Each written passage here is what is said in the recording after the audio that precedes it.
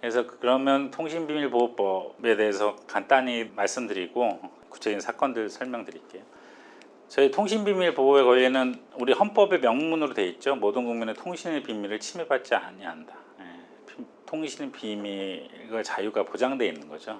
통신의 자유를 명문의 기본권으로 보장하고 있다. 근데 다 아시겠지만 개인정보 자기결정권은 아직 우리 헌법의 명문의 기본권은 아닙니다.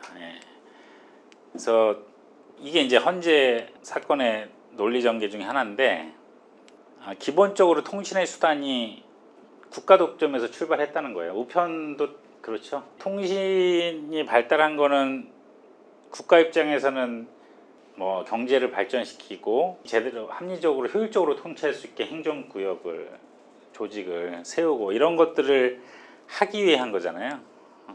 우편이나 전기통신의 운영이 전통적으로 국가 독점에서 출발했다. 실제 지금도 그렇죠. 지금도 IP 주소, 그 다음에 저희 휴대폰 이런 무선 대역, 이걸 다 그러니까 국가 독점이라는 표현보다는 국가가 다 관리를 하는 거죠. 관리를 하고 있습니다. 그렇기 때문에 통신의 영역은 다른 사생활 영역에 비해서 국가의 침해 가능성이 매우 큰 영역이다. 성질상 그렇다는 거죠. 그래서 사적 영역에 속하는 통신의 자유를 원래는 사생활의 비밀과 보호라는 자유권, 기본권에 통신의 비밀 보호 권리도 포함될 수 있는데 왜 굳이 이걸 별개로 나눠놨냐, 그 의미를 이렇게 쓰는 거예요.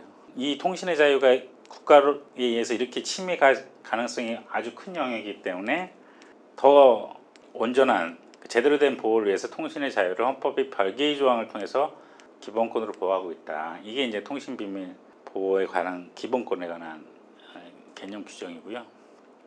그래서 그 배경에는 처음 말씀드릴 때 설명드린 것 같이 정보화 사회, 과학기술의 발전, 새로운 통신수단의 개발, 이게 지금 이것도 그냥 이 문장으로만 보면 현실이 엄청나게 변화 발전하는 걸 따라가지 못하는 표현이죠.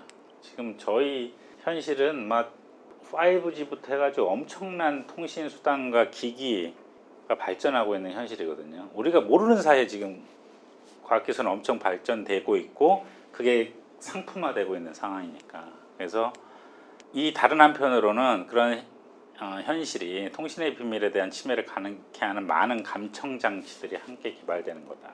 스마트폰 그렇죠. 스마트폰 해킹 앱 깔리면 모든 게 다 그냥 간다고 하잖아요.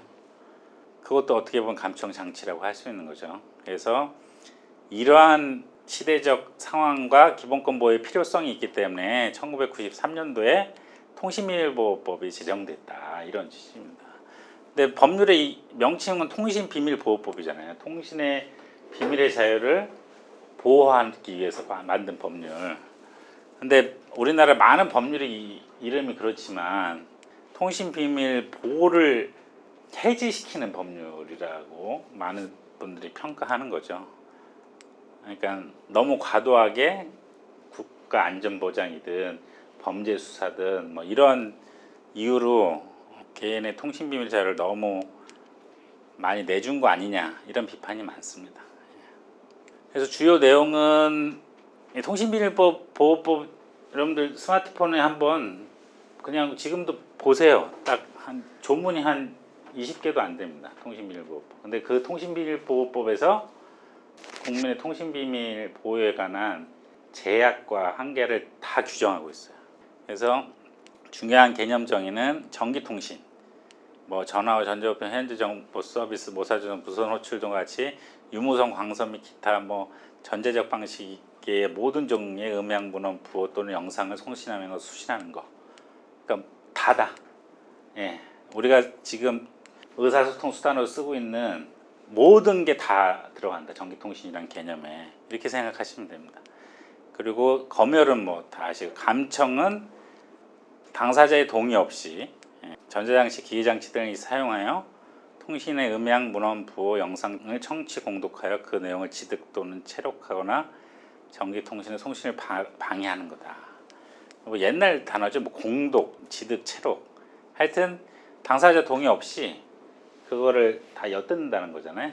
감청이라는 게.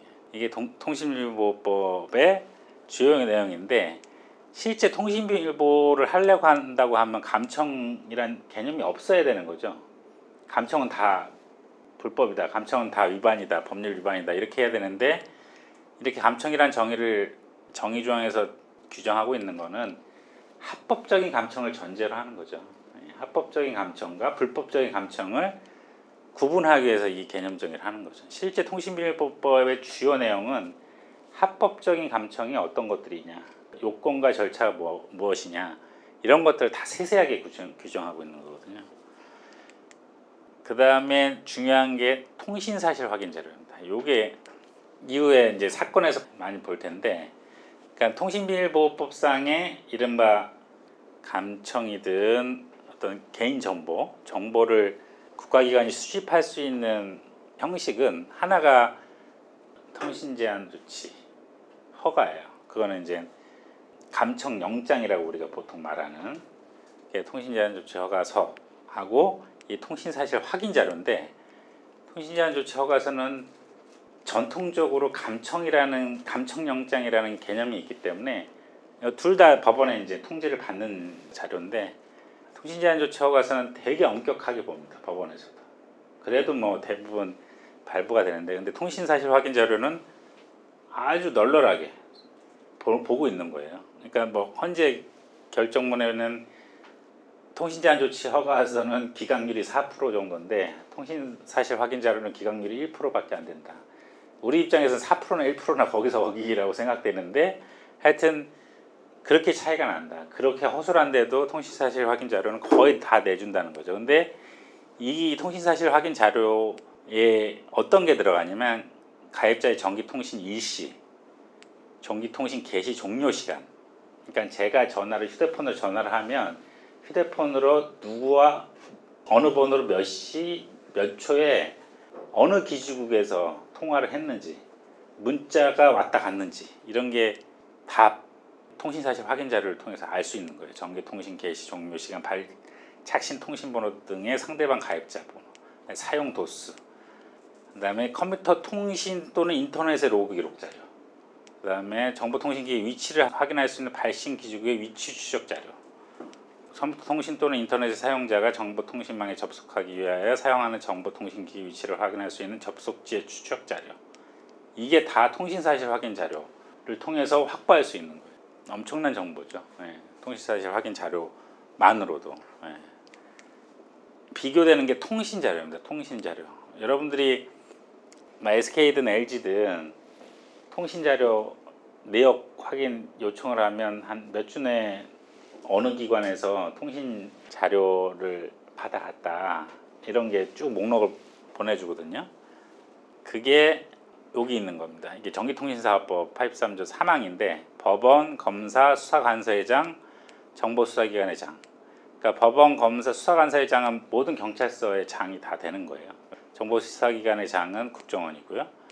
재판, 수사, 형해집행, 국가안전보장에 대한 위해를 방지하기 위해 정보 수집을 위해서 통신자료를 제공을 요청할 수 있는데, 이용자의 성명, 이용자의 주민등록번호, 이용자의 주소, 이용자의 전화번호, 이용자의 아이디, 그 다음에 이용자의 가입일 또는 해지, 요거를 요청할 수 있어요. 요청이 전기통신 사업자들은 따라야 되고, 여기에는 법원의 통제가 없는 거죠. 그래서 저희 민변 활동하는 박근혜 이명박 시절에는 뭐 저도 그렇지 민변 활동하는 변호사님들의 통신자료 제공 내역도 엄청 많았어요. 요청기관이 국정원, 서울중앙지검, 서초경찰서 이런 데였어요. 영등포경찰서. 근데 그게 한 번이 아니라 여러 번 되는 거예요. 여러 번 되는데 그 내역은 이제 추론하면 어떻게 되는 거냐면, 이 검사나 수사관서, 정보수사기관 등이 누구에 대한 수사를 하고 있는데, 그 누구에 대한 수사를 하고 있는 중에 그 사람이 통화한 전화번호가 뜨잖아요. 통화한 전화번호가 뜨면 그 전화번호에 대한 걸 가지고 통신자료 제공 요청을 다 하는 거예요. 그러면 거기서 이제 이름하고 주민번호가, 주소가 딱 특정이 되니까 사람이 특정될 수 있고, 우리나라는 주민번호를 알면 뭘 알 수 있어요? 모든 걸 알 수 있죠. 경찰청은 경찰청의 서버에 저장되어 있는 수사 경력 자료나 범죄 경력 자료 다 알 수 있고, 검찰도 마찬가지고, 그다음에 형사 판결문, 형사 뭐 수사를 했던 자료, 이게 다 확인할 수 있는, 그러니까 키 정보를 얻게 되는 거죠. 그래서 이 통신 자료가 이렇게 넘어가고 있다. 이건 지금도 하고 있습니다. 근데 이거에 대해서 문제 제기했고, 또 우리 진보넷이나 이런 활동가분들이 나서셔서 헌법 소원도 제기했는데, 나중에 말씀드린 헌재 사건에서는 통신사실 확인 자료 등에 관해서는 판단이 2018년에 나왔는데, 이 통신자료 사건은 아직도 헌재가 판단을 안 하고 있어요. 이 통신비밀법 주요 내용은 법률 조문을 좀 한번 읽어보시면 돼요. 스마트폰을 보고 읽어보시면 되는데, 주요하고는 범죄 수사를 위한 통신 제한 조치입니다. 이 통신 제한 조치라는 게 감청영장인 거죠. 그다음에 이 통신 제한 조치의 요건과 절차가 정해져 있고요. 국가안보를 위한 통신 제한 조치, 긴급 통신 제한 조치. 그러니까 통신 제한 조치는 법원의 허가를 받아야 되니까, 그거를 할 수 없는 긴급한 상황일 때는 사후에 받을 수 있도록 됐고, 집행, 통지 뭐 이런 것들에 대한 규정이 있습니다. 그리고 통신사실 확인 자료 제공의 절차, 요게 이제 나중에 있는 거고요. 실제 통신 제한 조치 허가서가 되게, 그러니까 엄청나게 큰 거죠. 감청을 할 수 있는 거니까, 기계적으로, 합법적으로. 앞에서 말씀드린 것처럼 통신 사실 확인 자료, 요게 통신비밀보호법 맨 처음에 입법 당시에는 중요성이 어떻게 보면 상대적으로 낮았던 거예요. 근데 스마트폰이 발전하고 하면서 정보의 양이 엄청나게 많아졌잖아요. 그러면서 통신 제한 조치보다 약간 널널한 절차를, 이걸 많이 사용할 수 있고, 여기서도 수사기관이 필요한 정보를 많이 가지고 있다고 생각하는 거죠. 그러니까 그런 거예요.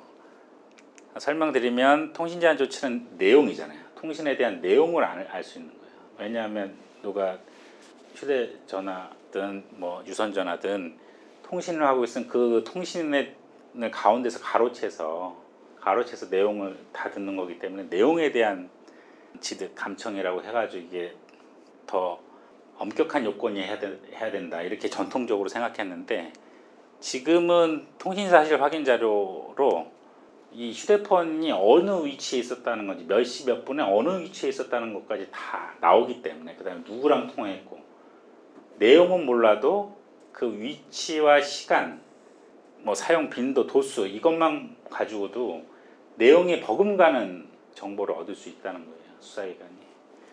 그래서 이런 구조가 계속 가는 게 타당하냐 하는 뭐 이런 비판도 많이 나오고 있고요. 이게 이제 통신비밀법의 주요 내용입니다.